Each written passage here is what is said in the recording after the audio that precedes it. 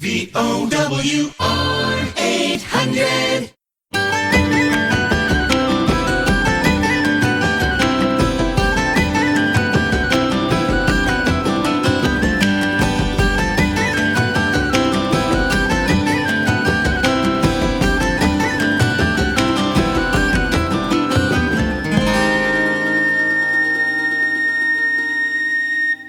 Hello and welcome to Going Strong, the program that celebrates our unique culture and the people who make it so. My name is Deborah Collins, and as host I have the pleasure of chatting with many of those people, artists, writers, actors, storytellers, and musicians. Music is so deeply embedded in our culture, we can't imagine Newfoundland and Labrador without it.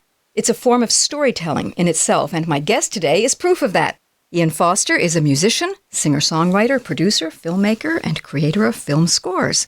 And he's here today to tell us all about it. Welcome. Thank you, Deborah. Great to be here. And you see all that you do as storytelling, don't you? But your mediums are music and film. How so? I suppose it began for me certainly with music, thinking about telling a story through lyrics. And then over the years, that's just broadened. It's not an original thought. People have said this before, but of course, any art form can be a form of storytelling.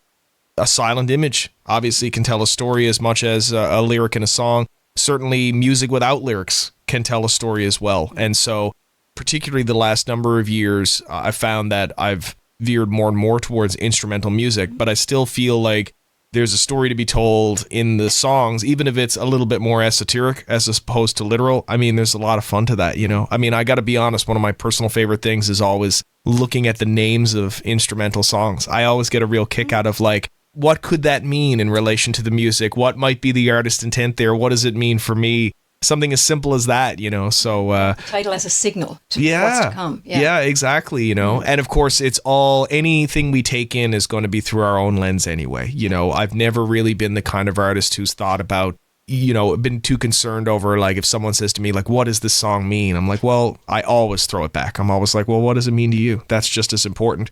Goodness knows, like, I've listened to so much music over the years that, you know, I have imbued with a meaning that may not at all be the author's intent, but it's still as deeply meaningful to me as it could be.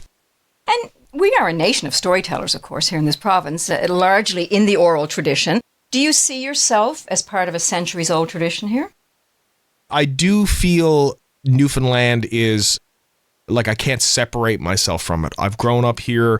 I've toured out of here for 15 years, and that probably has just served to solidify even more how important the island is to me.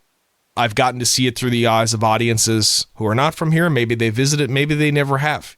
But nevertheless, I've gotten to understand myself as someone in the culture, as someone visiting a foreign land, but getting the feedback through others on what that might look like. Yeah, there's always more to discover there, of course. Was music and film, you've been immersed in it now for 20 years or so, was it something that you were always drawn to? Certainly music. I mean, I often tell the story, I think it's even been in a few funnier bios of mine where it's like it began in Radio Shack where I'd play all the keyboards till the staff told me to stop, you know. The source for younger listeners, you know, and my parents took that as a sign to get me a keyboard, and I was in my single digits, I don't know, 8 or 9 maybe then. And I've always loved movies, of course, for sure, but that grew naturally out of making music, being in the arts community here, having friends who were burgeoning filmmakers making their first few films, asking, hey, you play music, why don't you, you know, that classic way that you just sort of organically come to compose something and you learn a lot as you do it. And that's just grown, I would say, as well into much bigger projects over the last decade. How does writing music for film differ from writing music for a purely musical album? Is it, when you're writing for film, is it done to drive the visual narrative or simply to enhance it? Well, certainly the goal is different and your boss is different, I guess you could say. You know, obviously when I'm writing music for myself, I'm writing for myself. It's a blank canvas. I can approach it however I want. When I'm writing for film, there is a director's vision, and my goal is to achieve their vision. Frankly, I find that to be the perfect yin to the other yang, you know. It's obviously great to have full control, but, you know, full freedom also comes with its own stresses and writer's blocks and other things. So, frankly, I found it refreshing the first time I got to sort of look at it as an amazingly fun challenge of going, okay, I'm seeing images on the screen. I've heard and talked to the director about what that vision is. what can I bring to this musically that's going to enhance what I'm seeing and enhance what the director's vision is. What sorts of things inspire your work? People and stories, primarily, whether that is my own story and something I'm processing or something that someone has told me that is just so incredible as a tale of their own that I feel it should be captured in song or articulated somehow. And certainly, we could go through a lot of my catalog and find examples of that where if you said, what's the story behind this? It would be, well, I was in such and such a town and I ended up having this conversation with someone and they told me this incredible tale. Is there something about this place that lends itself to storytelling? People that you bump into, the musicality of people or the artistic nature or just the ability of people just to tell a good yarn, when you bump into them we think we're special. Are we really, or are we just delusional? We're delusional. You heard it here first, folks, on VOWR. That's a good question. I mean, I often flippantly joke about the fact that the weather is so bad here, we stay inside a lot and we have a lot more time to create. If the weather was good here all the time, maybe we'd all just be on the beach instead of home writing songs, And it does make me think of my favorite Ray Guy quote, which is, it's not the weather that gets people down here, it's the hope. We have what you might call a dark sense of humor, which I definitely feel I embody in general. And I think that we have a lot of characters here, Maybe it's the island nature. I mean, I think we could do a whole episode on this. I think about other places that are famous for this. The Irish, obviously, are a great example of people with a fantastic sense of humor and a fantastic sense of the arts, fantastic sense of storytelling. Obviously, a lot of us come from that heritage as well. But perhaps it's the isolation that has actually allowed us to maintain a certain sense of ourselves. And also, there's something about, I think, this massive geographical space that allows us to perhaps get a little meditative, a little introspective on what that means and what ancestors of ours might have walked on this same land. Yeah, I don't know. Yeah. And of course, we're being on an island in the middle of the North Atlantic, clinging to that rock, if we didn't entertain ourselves, if we didn't learn how to entertain ourselves very well, yes, we would have gone for the mainland long ago. Right? Yeah, that's right. And of course, it's hard not to be inspired by other musical artists, here in the province. One musician who inspired many singer-songwriters, of course, was Ron Hynes. One of the first Newfoundlanders who proved you could make a living following your musical passion, And though his passing in 2015 was not unexpected, as he had been sick, his death, I think, still hit people hard. And in true Ron style, it kind of stopped people in their tracks, On that November night that he passed, the lights went out in downtown St. John's. A lot of symbolism there, I think, And while others mourned, you sat down and wrote a song about that night and about his passing. Was it something you felt you had to do, first of all? And secondly, how daunting was it to write a song about the man who had written 1,000 songs? Yeah, I mean, it wasn't daunting at all because it wasn't an active effort, I'll be honest with you. So everything you said is true. The power went out within about a half an hour of that news coming out, and there's lots of remarkable stories of, people like Sandy Morris unable to play his gig that night, who were former bandmates of Ron. So you can draw all these beautiful kind of poetic connections. For me, I was just sitting in my house on Queens Road at the time where we lived at that point, and the power goes out and I get a text message from a friend within about 5 minutes of that saying that Ron had passed. And I just took my guitar down off the wall. I mean, it didn't require electricity. There was nothing else to do. It was an acoustic guitar. I'm sitting in a dark room. I'm thinking about that, of course. I'm thinking about the fact that Ron was a bit of a mentor of mine. He would kind of show up in my life periodically over about the last 10 years of his life, give me, sage pieces of advice for the stage or for songwriting. And I was, obviously in that melancholy of thinking about his passing and just really trying to process it for myself. And I did start to write this thing. I think it was maybe one of the most true examples of using music as therapy in my own personal life rather than anything else. As in, this was not something I was writing with an end goal in mind, because I don't think you can really approach something like that level of grief, so immediately with an end goal in mind, like putting it out as a song or anything. I just wrote it as a way of processing. And then somewhere in the process, I'm like, oh, this is actually a song. This is a fully formed song that is materializing, And that also is something that rarely happens. I'm a big fan of one of the ways Bruce Springsteen has articulated this. He said it a few different ways, but sort of the idea, I guess, of you don't just run the marathon every day, you have to train for it. So every day you pick up your instrument, but nothing may come that's worthwhile But the point is that you're always kind of working just in case that moment materializes. And I think in my life of writing songs, that was one of those moments where it was just in the ether and I managed to pluck it out. And then whatever I was able to do with that little core of inspiration came from whatever experience I'd had before. That's kind of how I conceptualize it.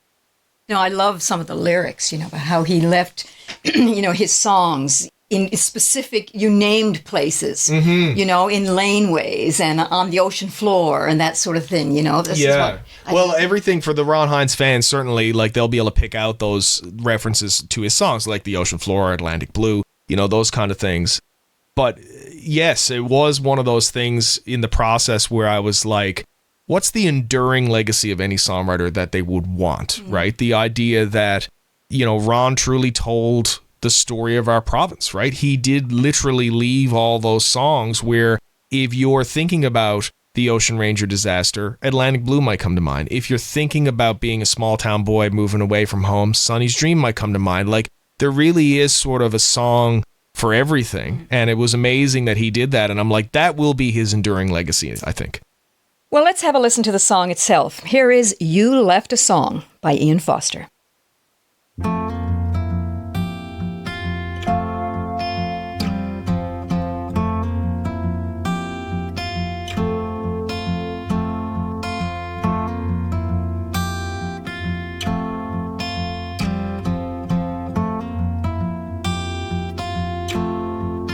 You left a song in the stones of Solomon's Lane, a song at the bar of the Rose,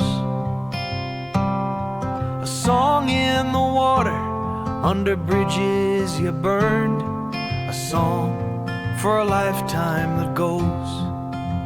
You left a song with the dogs roaming the streets, a song for running out the door.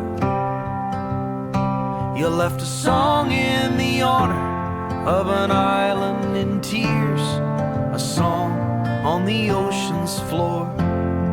So tell me, how did you make them all shine? Even in the darkest night, how did you break so many hearts just by turning off the lights?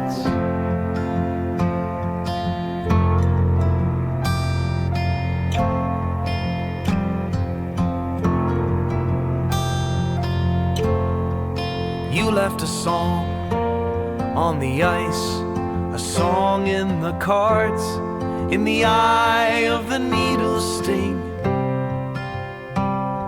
a song in a young man's rambling shoes, a song at the heart of things. You left a song in the rooms of your empty home, a song on a distant shore.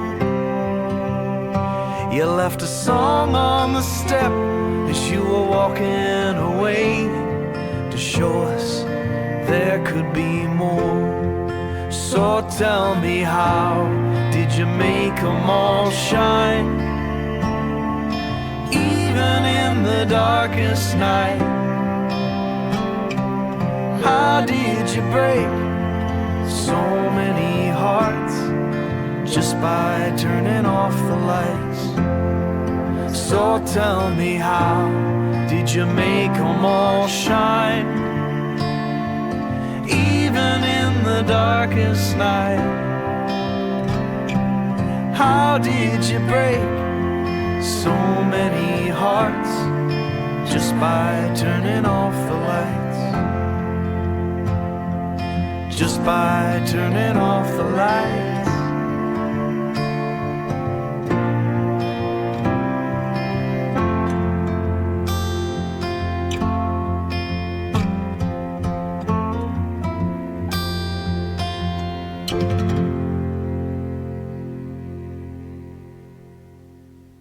And that was You Left a Song, a tribute to Ron Hines by Ian Foster, who's my guest today on Going Strong. I think Ron's success as a songwriter was that he wrote not only what he knew, but what we knew. We could all relate to what he was writing. What do you think is the key to making your work resonate with those who will hear or see it? Again, I don't think any of us really know the answer to that in the broadest sense, but I suppose honesty and, well, honesty. Yeah, that's kind of the main thing. I mean, it's interesting. I've had this chat with new artists when I'm, maybe I'm in the producer role for one of their records and we're talking about what kind of record to make. And I always say, make the record for you because everything else is an unknown. Of course, people are swayed by industry trends and people whispering in their ears, oh, make this kind of record because it'll be good for whatever, fill in the blank, radio, TV, getting on this show, whatever. But there's no guarantees of any of that. So, I've always sort of argued to those artists about that sort of pragmatism, that artistic pragmatism, can I coin that term? Where I just kind of go, like, make it for you because at the end of the day, no matter what, you'll have that. And how much better will it be if you have that and success comes? But you can't predict the other one. No. So be yourself, write for yourself, and why else are we doing this? Otherwise, we'd all be dentists. No offense to dentists. And you only truly, as you say, you only truly have a command of what you know and what your experience is. Of course. We're going to filter through a lens, and that's probably one of the most interesting things as, I guess, a storyteller of telling other people's stories. You're always keenly aware, or at least you should be, that it will still always be a story through your own lens, in your own voice. Well, your work clearly does resonate with others. You've won awards from Music NL and the East Coast Music Association. You're a sought-after music producer. And your song, A Week in December, from the album of the same name, has become kind of an anthem for people who want to come home for Christmas. You really captured that. What is it you want your work to contribute to our canon of music or musical stories? For me, it's always been about communication and connection. That's where I get that joy of, like, as a music listener, I've understood myself better through listening to other people's music. And now as a music maker, I can cite numerous examples in my life of getting to understand myself better through a conversation that might have started through a song. Like I play that song at a show and someone comes up and they tell me how it affects them. And then that makes me kind of rethink, oh yeah, I could see that. And it starts a dialogue. And I think that is the part to me that has gotten me most excited. And obviously there's big scales of that, I suppose, awards and things, whatever. But like, I've had one-on-one conversations before records even come out, maybe with a close friend, but it spawned this whole conversation that I still remember now. It's a memory of sitting down over a beer, talking about a record, and it actually really not having it's not like it had to do with them saying good job or complimenting me. It was more the dialogue that inspired. And I think to me, like, as long as that kind of connection and communication happens with it, with my catalog, then I'll be happy. And sometimes your songs raise the big questions of life, I'm thinking of the song Voyager, from your album Close to the Bone, released March of 2023, so just about a year ago. What do you want listeners to take away from that song, or to ask themselves, or to... That's a really great example, actually, of what we were just talking about, because I wrote that song about the Voyager 1 space probe, the fact that it was launched at a time where they figured they'd get a few years out of it, and then it's now in its 40s, like me, out there in the universe, the farthest flung object human-made ever in our universe, still taking pictures. I think it's getting very much towards the end of its life in the last few months, to be honest, but it showed us the blue dot, the famous picture, and that we all associate with Carl Sagan's writing, and all that stuff. And it's such a remarkable achievement, I think, by humanity that we were able to build something like that. I think that's particularly inspiring in this kind of very divided time we feel we're in now. I think there's a real beauty to the Voyager story, so I wanted to capture some of that in a song. But I've also had a minister friend of mine tell me he thinks the song is really about God. And I had that impression too, some of the lyrics, yeah. Yeah, and there's certainly biblical-esque references in there for sure. And I love that. I love that could be the case. Like, it's, because it is funny to say the phrase, I wrote a song about a space probe. It's not something you hear every day, If you're a country artist, you write a song about a truck and your dog running away or whatever. But this is a song about a space probe is kind of different. But I feel like perhaps there's a poignancy in there that goes beyond the subject matter. But I think that, that was the inspiration, but then inevitably it grows to be something else. And even as the writer, you kind of sit back and go, oh, that's interesting. It's kind of humbling to sit back and go, oh, people interpret it this way. That's cool. Well, let us have a listen. And when we come back, we're going to hear all about what you're up to next. Here is Voyager by Ian Foster.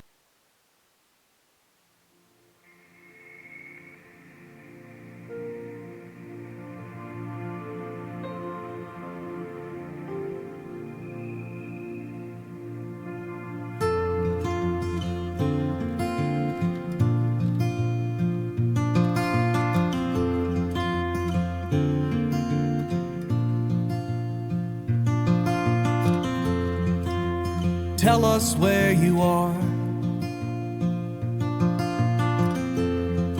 In the space between the stars, is there an answer out there? Hope there's an answer out there. I know you're growing old. No one thought this ship would hold. We were wrong, you took your shot.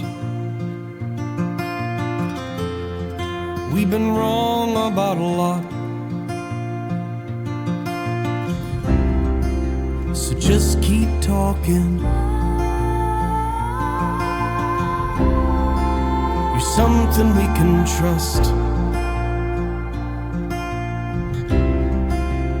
Just keep talking.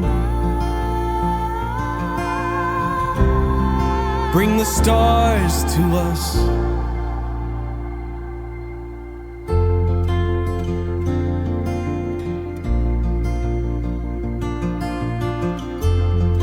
Have you seen some holy force? A correction to our course. If there was a finish line, you cross it all the time. So just keep talking. You're something we can trust. Just keep talking. Bring the stars to us. Because we're counting on you. The lens that we see through. We're down here with the walls, and you're up there with it all.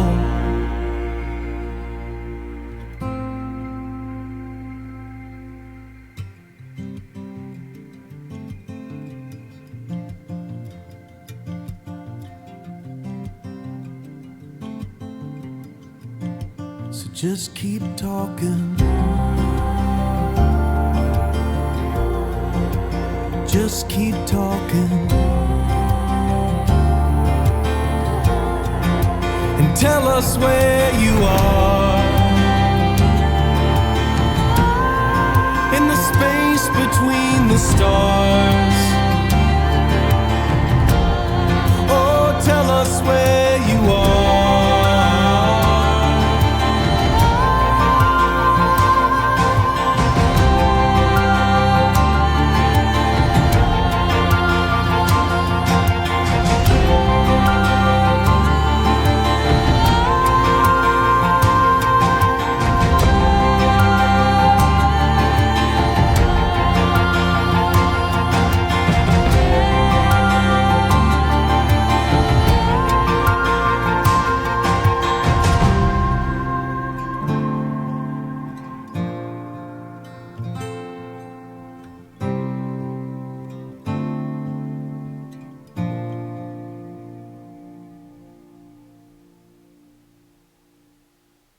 And that was Voyager by Ian Foster, with hauntingly beautiful backup vocals by Ian's partner, Nancy Hines. And Ian is my guest today. That's a track from your album Close to the Bone, released a year ago, but you're about to release a new album. What can you tell us about it? Absolutely, yeah. It's interesting. Both these records were made kind of overlapping. I think Close to the Bone technically began way back in 2018, 2019, back when the world was a different place. You know, the pandemic slowed a few things down, and then it was finishing up as I started this record around 2020. So it feels cathartic in both cases to get both projects out in the world within a year of each other. This new record is a very different thing from anything I've done before, which I guess you would classify broadly as singer-songwriter up to now, you know, lyrical, all that stuff. This new record, Nerve, is a fully instrumental record and is very much in line with a bit more of my film composition work. It's sort of film music meets composition as a 10-track album. So what are you trying to do with these songs? Yes, make millions of dollars, of course. No, I'm kidding. But although, if anyone has some out there. What do you hope the music says to people as opposed to where there's no lyrics? Absolutely. Yeah. Well, as we talked about at the top of this interview, I think ultimately it's all storytelling. Off mic here, you'd mentioned the title, and I actually experienced some chronic pain issues in the summer of 2020 that was ultimately nerve-related pain, and still reckoning with a little bit of that to this day. And that sort of prompted a return to the piano, which was my original instrument, like back to the Radio Shack keyboards I was playing, This record actually has, I don't think it has any guitar on it as another musical difference, but that returning to the piano, which, like I said, it was cathartic, it was also comforting, it was a way to kind of express sort of some feelings that I didn't feel I had the words for at that point. And I think that was both related to some of that chronic pain journey, also the pandemic and what we all collectively went through. I wasn't really sure that there was anything I had to say lyrically, like even Close to the Bone, despite it coming out on a pandemic year, was all written before the pandemic, And so I think that this was another stage in my musical journey of just trying to tell a story in yet another different way. Well, I'm glad to know you're feeling better. I wondered when I saw the title Nerve, were you saying that's what it takes to make it in this business? Lots of nerve. That too, but not in this case, yeah. Well, 20 years in, you're clearly following your passion. What's the one thing the Ian Foster of 2024 would tell the Ian of 20 years ago? I think it would be back to a little of what we've already talked about just being unafraid to express yourself and the specificity at which you do so. I've had that chat again with younger artists who I've produced where, we've talked about specificity in lyrics, let's say, like the Ron Hines You Left a Song that we played earlier, where that song is so specifically about Ron to me. But I played that song in Italy for people who not only don't know who Ron Hines is, but they barely speak English. And it's resonated with people who've come up to me and had very different conversations with me about it. And so I think I would say, it's easy to say, try not to be afraid. We all want to do that, but we don't always succeed. But nevertheless, I think being able to follow your vision and understand that don't be afraid to try to make something that's truly for you, that's truly specific. And because I think we as people, we engage with that, And I guess I say that as a response to, like, sometimes in a lot of popular music, the lyric is quite general, for example. I mean, it doesn't have to be lyric, it could be instrumental as well, but that it follows a certain kind of rule. But I think that as long as you're being honest with yourself, the listener can tell that. And they respond to that specificity and that dedication to trying to tell a story your way, So even though you might not have been to the place that's referenced in the song, or that you might not fully understand the context of a particular instrument, you can still be moved by it. So try to go forward unafraid of trying things. Well, finally, what keeps Ian Foster going so strong? I'm going to give a lot of credit to both of my parents. My mother, who sadly passed away this past December, was such a strong, courageous person. And my father, who, I saw for a walk right before this interview, I was telling him about something I was working on. And even as I was telling him, I was thinking about how much this sort of resembled stories he's told me. He's a different kind of artist. He's more into like woodworking, craftsmanship, that sort of thing. But he worked his whole career at the university as a model builder. And I think that his dedication to craft, his patience, his constant curiosity is something that I hope I'll always maintain. That's an aspiration to me, because I find that the artists I look up most to, who are in their elder years now, some of them, curiosity is the thing that continues to drive them. And I think that's the best wish I could have for myself and anybody. Well, Ian Foster, well said, all of it. Thanks for all you've contributed to our culture, musically and film-related, and thanks in advance for more to come. Thank you, Deborah. Thanks for having me. This is a great chat. And that is Going Strong for this week. My name is Deborah Collins. Thanks for joining us. Check in again next Tuesday at 7:30 right here on VOWR.